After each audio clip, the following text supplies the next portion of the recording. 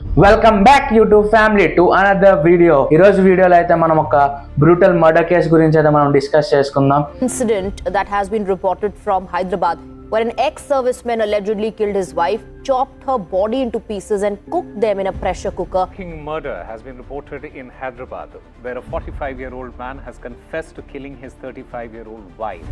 An ex-serviceman murdered his wife, chopped up her remains and boiled the body parts in a pressure cooker before disposing them in a lake. ఈ రోజు వీడియోలో అయితే మనం ఒక brutal murder case గురించి అయితే మనం డిస్కస్ చేసుకుందాం. హత్య చేసిన వ్యక్తి పేరు వచ్చేసి గురుమూర్తి. ఇతను ఒక ఎక్స్ ఆర్మీ పర్సన్. ఇప్పుడైతే రిటైర్ అయిపోయి డిఆర్డిఓలోని యాజ్ ఎ వాచ్మెన్ కింద చేస్తున్నారు. ఇతను ఎంత దారుణంగా ఆమె భార్యను హత్య చేశాడు అంటే అది చాలా పుడుకొచ్చి పోలీసులకు కూడా బుర్ర తిరిగే విషయం అనమాట. అది పి వెంకట మాధవి, ఈమె హత్య చేయబడిన వ్యక్తి అనమాట. హత్య చేసిన వ్యక్తి వచ్చేసి గురుమూర్తి. ఇతని వయసు వచ్చేసి 45 సంవత్సరాలు. పి వెంకట మాధవి, ఈమె వయసు వచ్చేసి 35 సంవత్సరాలు అనమాట. వీళ్ళిద్దరికి పెళ్ళై ఒక 10 నుంచి 11 సంవత్సరాలు అవుతుంది. వీళ్ళిద్దరికి 2 పిల్లలు అయితే ఉన్నారు. ఎప్పటి నుంచో వీళ్ళ మధ్యన గొడవలు అవుతున్నాయని చెప్పి చుట్టుపక్కల వాళ్ళైతే రిపోర్ట్ చేశారనమాట. 16th జనవరి ఈ డేట్ అయితే రౌండప్ చేసి పెట్టుకోండి. ఈమె మిస్ అయిందని కంప్లైంట్ ఫైల్ చేసిన రోజు వచ్చేసి 18th జనవరి. ఇప్పుడు 16th జాన్కి అయితే మనం వెళ్ళిపోతాం. ఆ రోజు అయితే వీళ్ళిద్దరి మధ్య గొడవ జరిగిందని రిపోర్ట్స్ అయితే చెప్తున్నాయి అనమాట. గొడవ జరిగిన రోజు వాళ్ళిద్దరు పిల్లలు అయితే లేరు. వాళ్ళిద్దరు పిల్లలు గురుమూర్తి వాళ్ళ సిస్టర్ దగ్గర అయితే ఉన్నారనమాట. సంక్రాంతికి అయితే పంపించేశారు. ఇప్పుడు గొడవ ఎందుకు జరిగింది అంటే గురుమూర్తి వాళ్ళ వైఫ్ ఎవరైతే ఉన్నారో పి వెంకటమాధవి, ఆమె వాళ్ళ నేటివ్ ప్లేస్ అయిన నంద్యాలకి వెళ్ళాలని అయితే అనుకున్నారనమాట. ఈ ఇష్యూ గురించి అయితే గొడవ జరిగిందని పోలీస్ ఇన్వెస్టిగేషన్లో అయితే గురుమూర్తి ఒప్పుకున్నాడు. ఇంకా గురుమూర్తి హత్య చేశానని తనే ఒప్పుకున్నాడు అనమాట. ఆ గొడవ పెద్దదై గురుమూర్తి చేసుకోవడం జరిగిందనమాట. దాంతో ఆమె పోలీసులు ఏం చెప్తున్నారు అంటే ఈ గొడవ పెద్దదైన తర్వాత గురుమూర్తి ఆమెను గోడ కేసు కొట్టడంతో ఆమె అక్కడే చనిపోయిందట. ఈ కేసులో అయితే 2 థియరీస్ అయితే మనకి పోలీసులు అయితే చెప్తున్నారు. గొడవ జరిగి టెంపర్ కోల్పోయి అనుకోకుండా కొట్టడంతో ఆమె చనిపోయింది. ఏం చేయాలో తెలియక నేను ఇంకా ఈ కేసు నుంచి బయటికి రావాలి, నేను దొరికిపోతాను అని చెప్పి ఇంకా ఈ ప్లాన్ అయితే వేశాడనే ఒక థియరీ అయితే ఉంది. ఇంకో థియరీ ఏంటంటే ఇది ప్రీ ప్లాన్ మర్డర్ అని. ప్రాపర్ ఎవిడెన్స్ అయితే లేదు, అందుకే ఏ కంక్లూజన్కి అయితే పోలీసులు కూడా రాలేదని అయితే ప్రెస్ మీట్లో అయితే కమిషనర్ అయితే చెప్పారు. అలా 16th రోజు ఏం జరిగిందంటే గొడవ జరిగిందని నేను అయితే చెప్పాను కదా. ఆ గొడవ జరగడంతో పెద్దడంతో కొట్టుకోవడంతో ఆమె బుర్రని గోడకేసి కొట్టడంతో స్పాట్లోనే ఆమె చనిపోయింది. చనిపోవడంతో ఈయన ఏం చేయాలో తెలియక బాత్రూంలోకి తీసుకెళ్ళి స్కిన్ నుంచి బోన్ని సపరేట్ చేసి బోన్ని పౌడర్లా చేసి దాని తర్వాత ఈ ఫ్లెష్ ఏదైతే ఉందో దాన్ని కుక్కర్లో పెట్టి 5 to 6 hours అనమాట కుక్కర్లోనే ఉంచాడు అనమాట.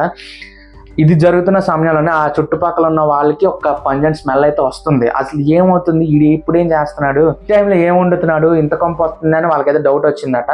వాళ్ళైతే పోలీసులు ఇన్వెస్టిగేషన్లో అయితే చెప్పడం జరిగింది. అది ఇక్కడ మనకి ఆ 16th రోజు గొడవ జరిగిన రోజు ఏం జరిగింది అంటే ఈమె ఇంట్లోంచి బయటకు వచ్చింది. గొడవ జరిగింది, ఇంట్లో నుంచి బయటకు వచ్చింది. మళ్ళీ లోపలికి వెళ్ళడం ఫుటేజ్ అయితే ఉంది. లోపలికి వెళ్ళిన తర్వాత ఈమె బయటికి రావడం జరగలేదు. పోలీసులు ఏమంటారంటే గొడవ జరిగిన తర్వాత ఈమె బయటకు వచ్చి ఇంట్లోకి వెళ్ళిన తర్వాత మళ్ళీ గొడవ జరిగింది. అప్పుడే ఇతను ఆమెని గోడకేసి కొట్టడం జరిగింది. అప్పుడు ఈమె చనిపోయింది అని పోలీసులు అయితే చెప్తున్నారు. హత్య చేసిన రోజే ఇతను వాళ్ళ పేరెంట్స్ కాల్ చేశారు. ఎవరి పేరెంట్స్కి, వెంకట మాధవి అనే పర్సన్ ఎవరైతే చనిపోయారో ఆమె పేరెంట్స్ కాల్ చేసి ఇలా గొడవ అయింది, గొడవ జరగడంతో ఆమె ఇంట్లో నుంచి బయటకు వెళ్ళింది, మళ్ళీ ఇంట్లోకి రాలేదు, ఎక్కడికి వెళ్ళిందో తెలీదు, మీ దగ్గరికి ఏమైనా వచ్చిందా అని కాల్ చేయడం జరిగింది. వాళ్ళు కంగారు పడ్డారు. ఒక 2 days చూశారు. 2 daysకి ఆమె రాకపోవడంతో వాళ్ళ పేరెంట్స్ ఎవరైతే ఉన్నారో మాది వాళ్ళ పేరెంట్స్ వెంటనే హైదరాబాద్ రావడం జరిగింది. దాని తర్వాత పోలీస్ కంప్లైంట్ అయితే 18th of Jan ఫైల్ చేయడం అయితే జరిగింది. ఈ పోలీస్ కంప్లైంట్ ఫైల్ చేయడానికి గురుమూర్తి కూడా వెళ్ళాడని పోలీసులు అయితే చెప్తున్నారు. గురుమూర్తి కూడా వచ్చాడు, వాళ్ళ పేరెంట్స్ తోటి కంప్లైంట్ ఫైల్ చేశారని. వీళ్ళు ఎప్పుడైతే దర్యాప్తు చేయడం స్టార్ట్ చేశారో, పోలీస్ ఇన్వెస్టిగేషన్ చేసి ఎవరైతే గురుమూర్తి అనే వ్యక్తి ఉన్నారో, మాధవి ఎవరైతే చనిపోయారో వాళ్ళ ఇంటికి వెళ్ళి ఇన్వెస్టిగేషన్ చేస్తున్నప్పుడు పోలీసులకి అయితే 3 ఆధారాలు అయితే దొరికాయి. ఒకటి కత్తి, ఇంకోటి వచ్చేసి చికెన్ కొడతారు కదా, దాన్ని ఏంటంటారు నాకు తెలీదు, దిమ్మలాగా ఉంటుంది కొడతారు, అదొకటి వాళ్ళ ఇంట్లో దొరికింది. మూడోది వచ్చేసి కుక్కర్ అనమాట. ఏదైతే కుక్కర్లో అతను ఆమె బాడీ పార్ట్స్ని 5 to 6 hours కుక్కర్లో పెట్టి ఉంచాడని మాత్రం పోలీసులు చెప్తున్నారు. ఈ 3 అయితే స్వాధీనం చేసుకున్నారు. ఇంకోటి సీసీటీవీ ఫుటేజ్ అయితే మెయిన్ అనమాట.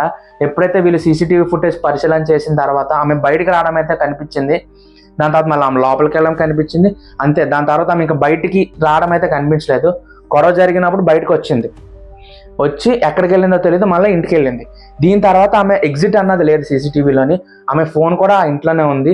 ఈ ఆధారాలు బేస్ చేసుకొని పోలీసులు అయితే ఒక కంక్లూజన్కి అయితే వచ్చారు, గురుమూర్తి హత్య చేశారని. ఎప్పుడైతే ఇన్వెస్టిగేషన్ స్టార్ట్ చేసి అతను గట్టిగా అడగడం జరిగిందో ఆ రోజు అతను నేను హత్య చేశానని అతనే కన్ఫెస్ చేశాడని పోలీసులు కూడా చెప్పారనమాట. బట్ అరెస్ట్ చేయడానికి ప్రాపర్ ఎవిడెన్స్ లేదని చెప్పి ఇప్పుడు వచ్చి పోలీసులు అయితే గురుమూర్తిని అరెస్ట్ చేయలేదు. బాడీ పార్ట్స్ ఏదైతే ఉన్నాయో వాటిని, ఇంకా ఏదైతే పౌడర్ కింద చేశాడో బోన్స్ని, వాటిని తీసుకెళ్లి దగ్గరలో ఉన్న జిల్లాలు కూడా లేక్లోని డిస్పోజ్ చేయడం అయితే జరిగిందట. పోలీసులు అయితే ఇంకా ఇన్వెస్టిగేషన్ అయితే చేస్తున్నారు, చేసి వాళ్ళ కంక్లూజన్కి వస్తారో మనం చూడాలి. నేను ఒకటే చెప్పాలనుకుంటున్నా, వాళ్ళకి 2 పిల్లలు ఉన్నారు, ఇప్పుడు వాళ్ళ పరిస్థితి ఏంటి? కొద్దిగా ఆలోచించండి. ఏదైనా డెసిషన్ తీసుకునే ముందు వెంటనే కోపం వచ్చింది కదా వెంటనే రియాక్ట్ అయిపోకుండా కొద్దిగా ప్రశాంతంగా కూర్చొని ఇద్దరు కూర్చొని ఆలోచించుకొని డిస్కస్ చేసుకొని ఆ గొడవను అక్కడ సార్ట్అవుట్ చేసుకోవడానికి ట్రై చేయండి. ఎందుకంటే గొడవ మీతో పాదు మీ పిల్లల మీద ఎఫెక్ట్ అవుతుంది. ఇప్పుడు వాళ్ళ జీవితాలు ఎలాగుంటాయో అప్పటికీ తెలియదు. ఈ కేసు గురించి ఏమనుకుంటున్నారో మీరైతే నా కామెంట్ సెక్షన్లో చెప్పండి. అలాగే నేను ఏదైనా తప్పుగా మాట్లాడుంటే దాన్ని కూడా రియాటరేట్ చేయండి కామెంట్ సెక్షన్లోని, నేను దాన్ని మార్చుకుంటాను. ఇలాంటి ఇన్ఫర్మేటివ్ వీడియోస్తో నేను ప్రతి మండే, ప్రతి వెనస్డే, ప్రతి సాటర్డే రావాలనుకుంటున్నాను. మీరు నాకు సపోర్ట్ చేస్తారని నమ్ముతూ మళ్ళీ నెక్స్ట్ వీడియో కలుసుకుందాం. Until then take care, keep smiling, be safe. Bye friends. Encourage చేయరా.